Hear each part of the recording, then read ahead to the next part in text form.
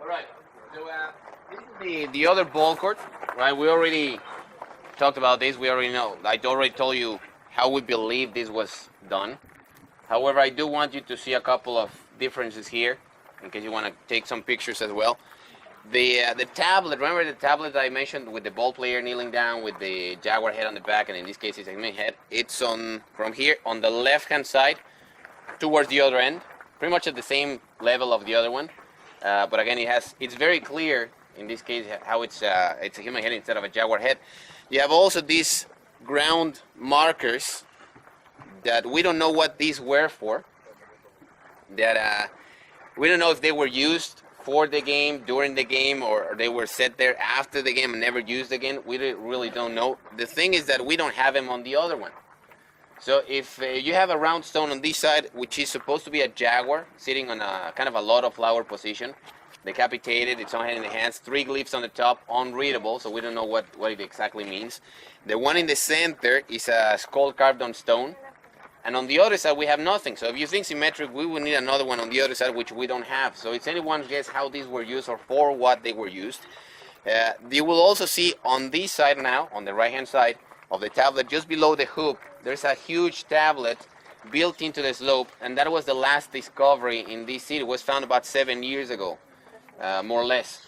They started working in this archaeological site. Well, actually, the local people knew about this place since forever. Then in the 1800s, early 1800s, some archaeologists that were working in Chichen Itza came here to do some explorations. Then until early 1900s, they came again, took some pictures, and until 1974, that's when they started the restoration of this site. So they cleared that site a very long time ago, almost in the 70s still. They left this site for later, and about 7 years ago, they started clearing it out. They found this tablet built into the slope, which is 74 glyphs, telling about some historical events of this city. Now, it's quite difficult. I'm not really going to talk about that one because they are still trying to decipher it. About 70% of the glyphs have been deciphered, and if you have 74, believe me, it's quite difficult to make the whole context. So they're still trying to decipher it. The one you see on the slope is the replica. They took the original one out, they put the replica in for you to see where it was found, and the original one is right here under the thatch roof. Okay, this one was cleaned actually like 2 weeks or 3 weeks ago, so it's actually very clear right now, okay, without all the dust. So you can see the glyphs, pretty much like the glyphs that you saw on the calendar, that you saw on the bus. But then you will also see on the side of some glyphs you have bars and dots. These are numbers. The bars are 5s, the dots are 1s, and this is pretty much days from one date to another one. So the date is actually like a face, and then 108 days later something else happened. So these are the numbers that you will see here. You can look around, take the pictures. I'm not sure if you can still climb on that side. They've been putting up wires and down. We don't really know when we come here. So if you see a wire, you cannot climb, not climb, but you can look around. If there is no wire, that means that you can climb on that side. You were able, like 2 weeks ago. So if you want to look around, take your pictures, take a close look of the carvings, and then we'll meet here in about 5 to 10 minutes. Yes.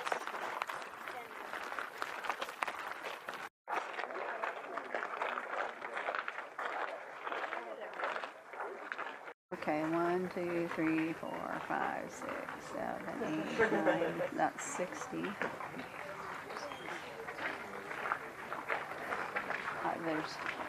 There's 80. There's one big one up there, 2 big ones. Right, and see, I wasn't even counting.